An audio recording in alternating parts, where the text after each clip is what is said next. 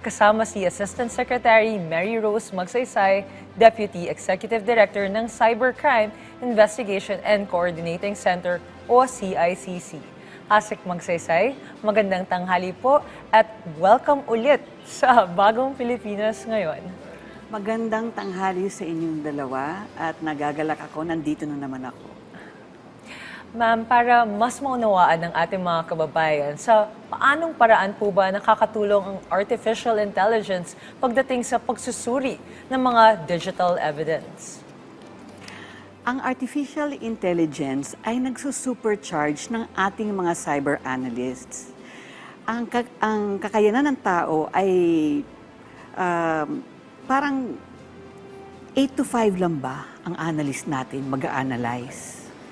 At certain number of evidences lang ang kaya niyang tignan sa isang araw. Pero kapag may artificial intelligence involved, nasa supercharge to sapagkat ginagawa niya ang pag-parse o pagtingin sa lahat ng mga datos para makuha lahat ng mga ebidensya na at a speed of seconds na minsan ginagawa natin ng isang buwan. Wow. Yes, supercharged talaga. Yes, napapadali Yes. ang lahat.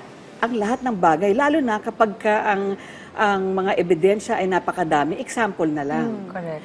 Kagagaling lang po namin sa Scientific Working Group of Digital Evidence sa Amerika. Isang organisasyon po ito na 100 scientists po ang nagbubuo ng mga standards for digital evidences and digital forensics. Nakausap po natin yung head ng cyber ng IRS doon. Isang kaso lang po, 6 petabytes ang kanyang tinitignan. Ganun kadami. Walang grupo ng tao. Ano yung petabytes? Oh my Parang God. alam ko ng meta. Zettabytes is times Beta. 10 na, di ba? Ah, Gigabytes okay. is, kunyari, 1,000. Yes. Okay. So, may peta pala. 1,000 megabytes. Okay. Ang zettabytes is 1,000 times 100 na nun. Okay. Tapos yung petabytes pa, Diyos ko, to the nth degree na yan. So, isang kaso lang yun, ha? So, Wow. yan ang future talaga ng datos na kailangan nating suriin na hindi yung kinakaya ng isang tao. Kaya, ang artificial intelligence ay malaking tulong para wala tayong backlog sa mga kaso natin. Mas mapapabilis. Yes, yun ang importante sa lahat. Maski isang tao lang gumagalaw, maraming kaso ang pwedeng isolve simultaneously. Wow. Segundo ang pinag-uusapan dito. Grabe talagang technology. Mahuhuli na natin yung mga hacker na yan. Hindi lang mahuhuli. Hopefully, makulong na natin sila. Within Sana. seconds. Ayun lang. Oo. Okay, well, good luck with that. Ano pong reaksyon nila na ang Pilipinas ay kasama dito sa inattendan niyo po, no? Sa Yes. Amerika. Anong tingin nila sa atin? Okay.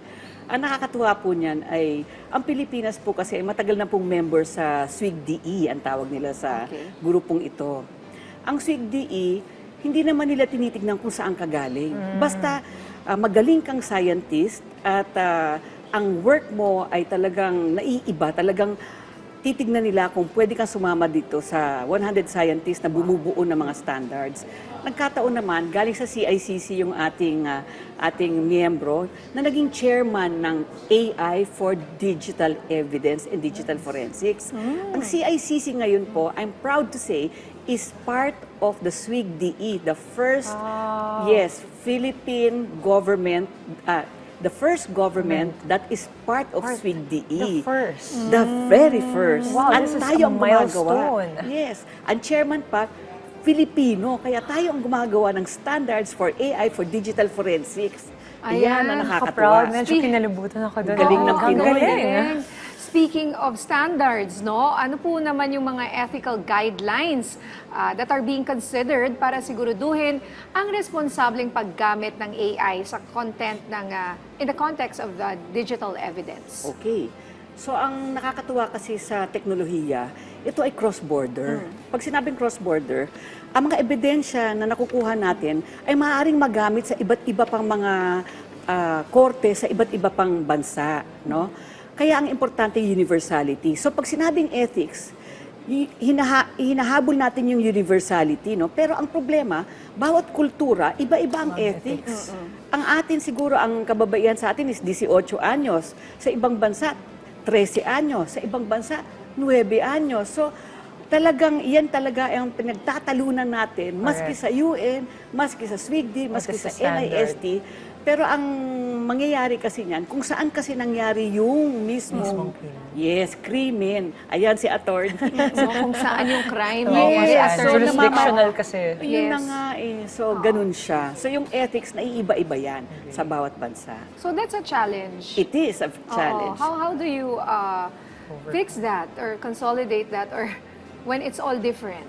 Naku. Ang mga taga-DOJ. Ang mga taga-DOJ. Makakarating po, ma'am. Ayan ang talaga makakasagot niyan. And maganda Oo. siguro isang araw makasama din natin. Pwede, Yes, no? yes. Magkaroon tayo ng session na ganyan, di ba? Session lang on cybercrime. Yes. Investigation. Yes. forensic Para Para maintindihan ng evidence. tao paano sila mananalo kung sakali ang nanloloko sa kanila nanggagaling sa ibang bansa. Paano Actually, yun, no? Ang hirap yes. habulin. Actually, magandang talakayan yun. Magandang talakayan yan. Kasi tayo, walang bansa sa buong mundo na walang Pilipino. Lahat may Pinoy. Meron. Yes. We're everywhere. We're Ayun. everywhere. Oo. Ma'am, paano naman po siguro ng CICC yung validation at reliability ng AI-generated conclusions o results sa digital forensics? Alam mo, napakagandang tanong yan. Diyan talaga nakakatulong ang AI. Pagkat ang AI, pag ginamitan natin ng AI, ang pagsisiyasat ng mga datos, sinusuri niya lahat ng datos sa buong mundo sa internet at sa mga pinapasok pa nating mga dokumento dyan, mga batas ng lahat ng bansa, nandyan. Lahat ng mga kaso ng lahat ng bansa. Tapos, susuriin niya lahat to. So, yung di kinakaya ng isang Pilipino, no? In CICC, puro Pilipino tayo, di ba? Matutulungan tayo ng AI niyan.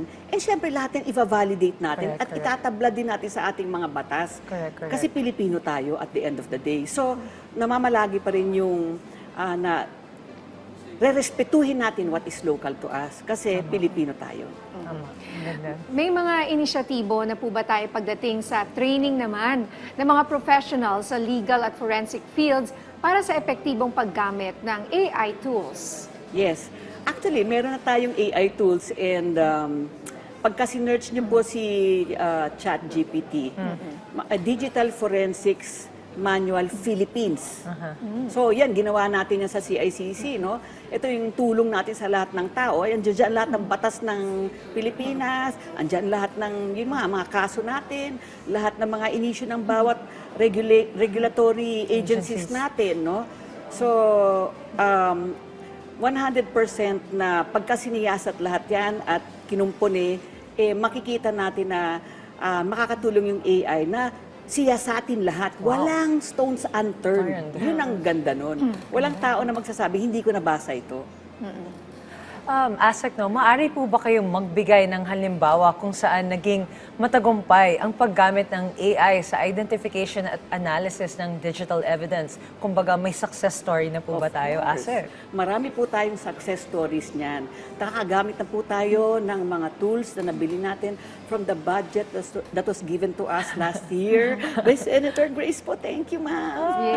And dahil po dyan, mas madali na po sa atin ang paggamit nito, lalo na sa network forensics.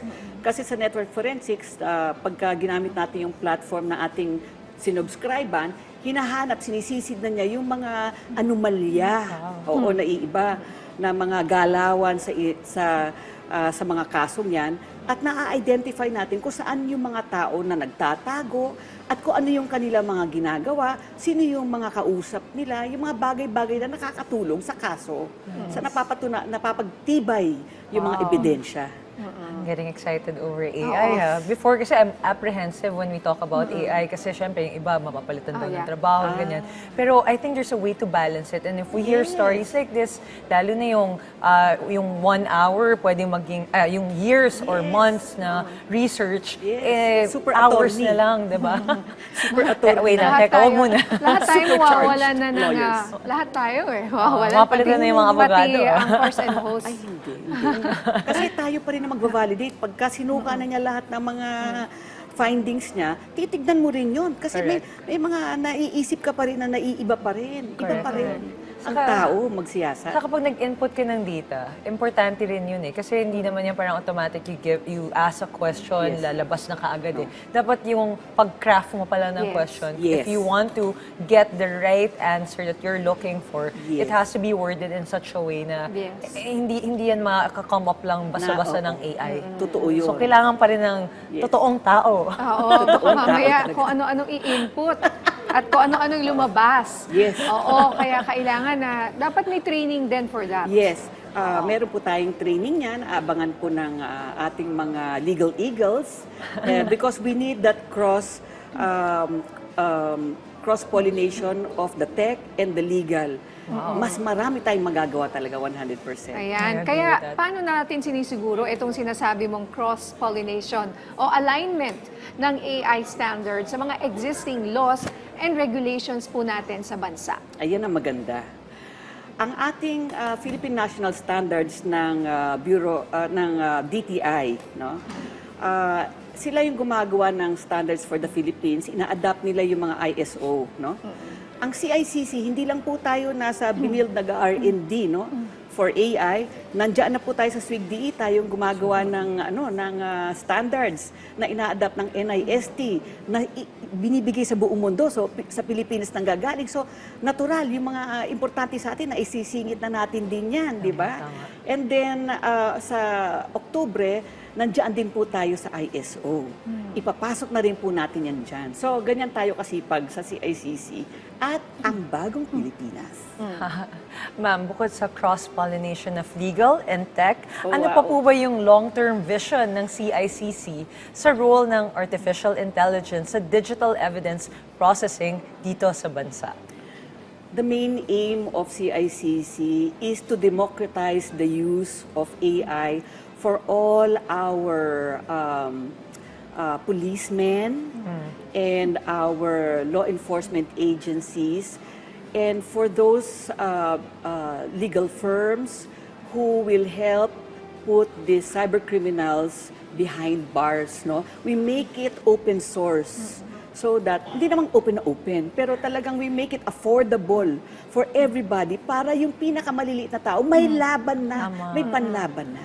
Yun ang aim ng CICC. Sarap naman Ayun. pakinggan yun, ma'am. So, sa mga, ma'am, ito, pang practical question lang. Yung mga Yes. nahahack ngayon, yung mga kawawa na nahahack yung kanilang mga Facebook, marami dyan eh. Oo. At maraming naloloko nang hihingi po ng pera. Saan Yes. po sila pwedeng magsumbong? Okay.